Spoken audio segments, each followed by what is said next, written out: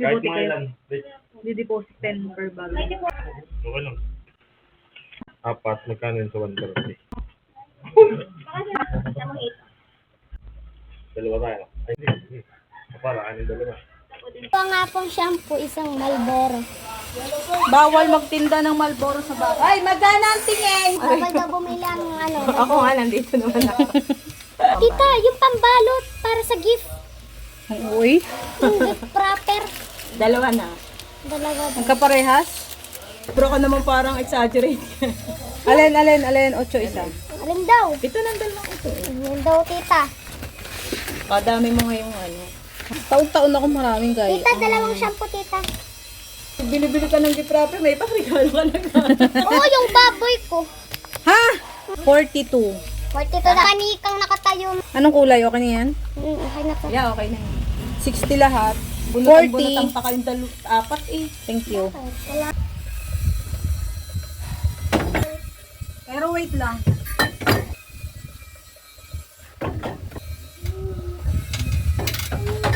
Pasit Canton. Na? One lang. Anong flavor? Manghang hindi. Green. Play green. Isukli ka pa kayo. Here. Ka nagtatago. Ayan guys, umagang-umaga pa lang meron na agad tayong benta sa ating Red Horse. Ayan, 9:12 na ng umaga guys. Pero may mga nag-uumpisa ng mag-inom ngayon. Siguro may mga bonuses na sila. So party-party sila. Hindi ko alam kung bakit sila may inuman ngayon. Dahil ngayon naman ay Martes. So hindi naman Saturday, hindi naman Sunday. So mga nagtatrabaho yun sa mga electronics. At ngayon, ayan, nakabenta tayo ng 4 na Red Horse, isang mojito. At nakabenta na tayo ng bonggang-bongga ngayong umaga. At meron tayong mga bills payment at GCash. So marami na tayong transaction pati sa load. Share ko sa inyo ang presyo ko ng Red Horse. So nandito yung aking wait lang. So, nandito sa rep na ito, dalawa kasi yung rep ko, 'di ba?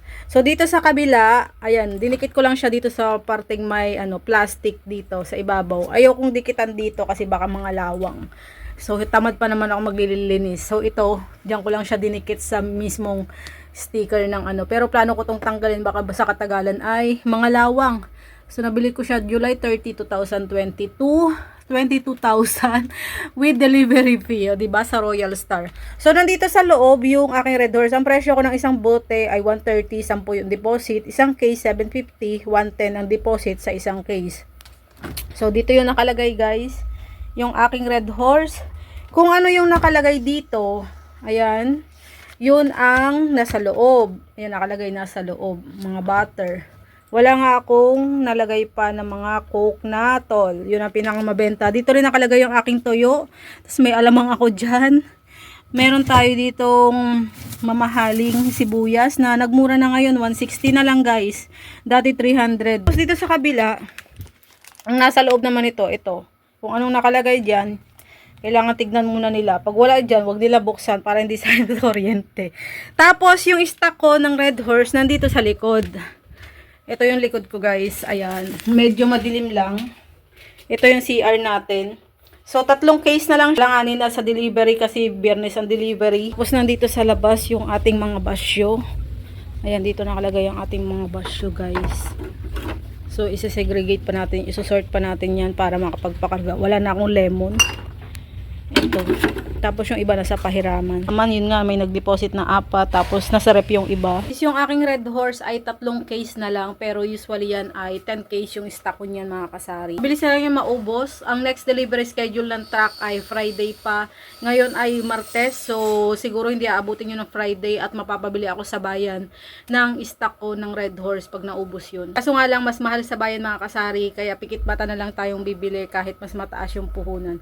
So magandang araw sa inyo mga kasari. Ako nga pala si Lisel, ang inyong kasari from Batangas. Hello po. So yan mga kasari, meron na naman tayong nagtaas ng puhunan ngayon dito sa ating sari-sari store. Grabe. Wala nang awat yung pagtaas ng mga puhunan ng ating mga paninda kung kailan magpapasko.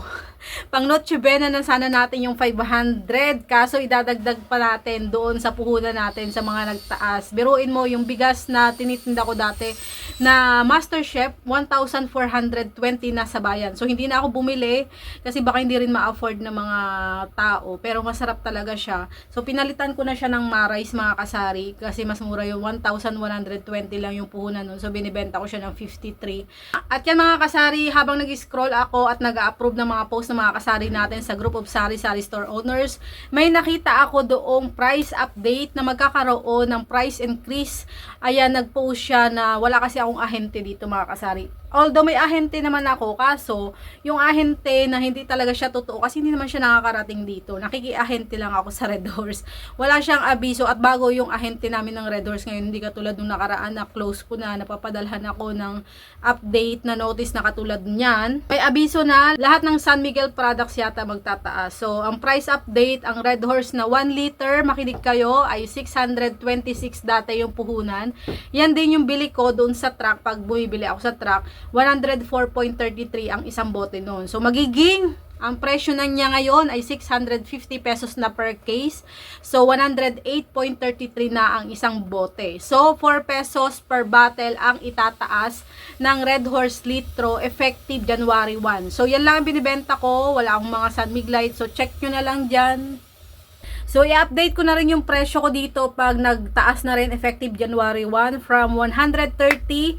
Ayan, gagawin ko ng 135 yung aking presyo dito. So, yan guys ha, disclaimer, pinipick up ko yung mga ano na yan, mga cases na yan or yung Red Horse, sobrang bigat niyan. I-pick up ko yan, nagdadrive ako ng tricycle, sinasakay ko sa tricycle, hindi yung ahente yung free delivery dito. Hindi pinipick up ko yan, kaya mas mahal yung patubo ko dyan.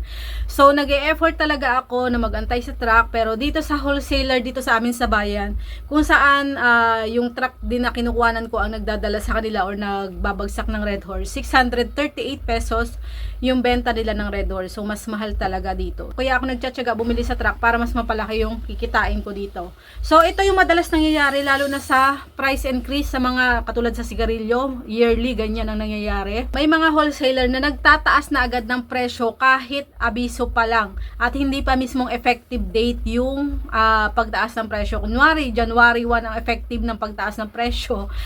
1 week before, nagtataas na sila ng presyo o kaya nag-hoard na sila, naglilimit na sila ng pagbenta. So, ibig sabihin yan mga kasari, kung maghihintay pa tayo ng January 1 bago tayo mag-stock, ay malamang mas mahal na talaga yung mabibili natin yung paninda. So, dapat before January 1, bumili na tayo kasi minsan inuunahan na tayo ng wholesaler. Usually, pag naubos yung 10 case ko dyan na stock, saka pa lang ako bumibili para laging bago yung mga stock ko ng Red Horse. Kasi nga, may expiration yung Red Horse. Gusto ko laging bago para wala na akong first in, first out, para kung ano dyan ang makuha, pare-parehas naman yung expiration kasi isang kuhanan ko yan. Kasi yung beer hindi yan katulad ng gin na walang expiration.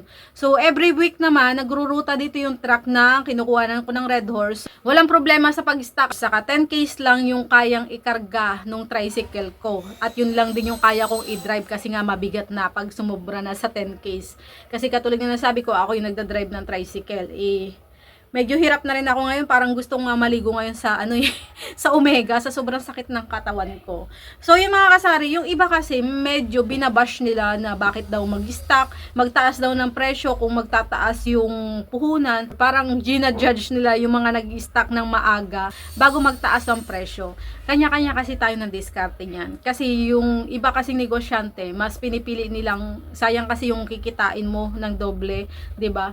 Ako kasi, kung ano yung tamang presyo, doon ako nakikisabay. Kung nag-price increase, ipa-price increase ko na rin. Hindi ako nagpapaka-impokrita dito mga kasari. Siyempre, sasabay ako sa totoong presyo. Kung mataas na yung presyo, effective January 1, itataas ko na yung presyo kahit ang puhunan ko ay mas mura. Kasi ang katuwiran ko, naglaan naman ako ng puhunan doon. Naglabas ako ng pera, pwedeng ipangutang ko pa yung pinuhunanan ko sa Red Horse para lang makabili ng mura or doon sa old price. Kaya ayun, mas malaki yung kikitain natin. Kanya-kanya tayong diskarte para lang makumita ng ganyan. Mamumuhunan talaga tayo.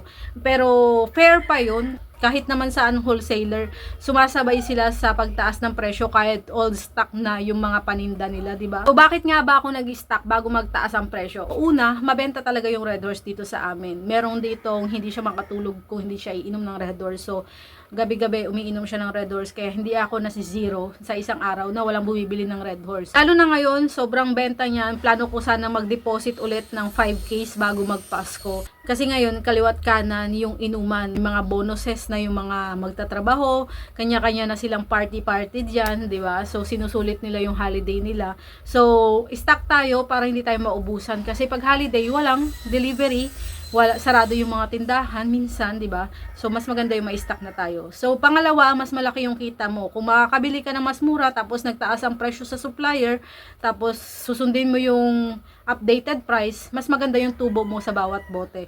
Pwede mong isabay yung presyo mo doon sa updated price. Hindi yun masama kasi namuhunan ka talaga doon. Masama lang talaga na hindi pa nag-update yung price, ay nauna ka na nag-update ng price. So sundin mo na lang yung effective date ng pagtaas.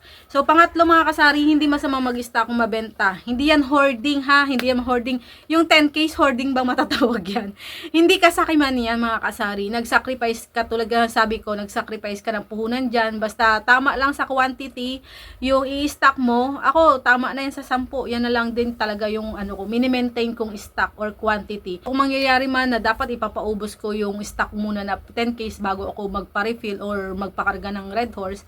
Pero pag mga ganyan pagkakataon na kulang na ako ng 5 case, hindi ko naaabuti na maubos yung 10 case. Bibili na agad ako para doon sa old price. Kasi nga, baka mapag-abutan ako ng pag-ubos ng Red Horse, kasi hindi lang ikaw yung may mindset na ganyan na mag-stock bago magtaas. Yung ibang sari-sari store, ganyan din yung mindset. Paano kung naunahan ka ng ibang tindahan na mag-stock, naubusan ka na dun sa wholesaler? Tapos yung ibang distributor nang iipit na rin ng stock, so hindi ka na makakaabot ng stock. Kaya dapat agapan natin yung pag-stock natin ng mga magtataas na puhunan. So hindi yan pagkagahaman, hindi yan pagkasakim ha. Diskarte yan ng isang tindero para kahit papano makabawi-wawi tayo sa kita. Syempre, alam nyo naman, wala tayong 13-month pay dito, wala tayong bonuses. So kung may puhunan ka dyan, may extra puhunan ka, mas okay na nakaikot sa paninda kaysa sa cash lang na natutulog. Ano? So pang-apat mga kasari, sigurado ka na doon sa stocks mo. Kung may panlaban ka na agad na mai-stock ka. Syempre, hindi natin kontrolado yung mga, kaya nagtataas yung mga bisyo na yan, yung mga excise tax, nagtataas yearly yung mga ganyan, yung mga yosi dahil sa excise tax. So hindi natin kontrolado yung desisyon ng supplier sa pagtaas ng presyo, kung kailan sila maglalabas ng kanilang mga produkto, hindi natin kontrolado yan. So hindi natin kontrolado ang galaw ng presyo ng distributor, pero kontrolado natin ang kailan tayo bibili, gaano karami yung i-stock natin, paano natin paiikutin yung puhunan natin. So, kung mabenta ang iyong isang produkto, samantalahin mo. Kung may extra puhunan ka dyan, ipasok mo agad sa paninda para kahit papaano, lalo na taglakas ngayon, mas mabilis kang kikita talaga. Diyan na lang tayo makakabawi dun sa mga tumal days natin mga kasari.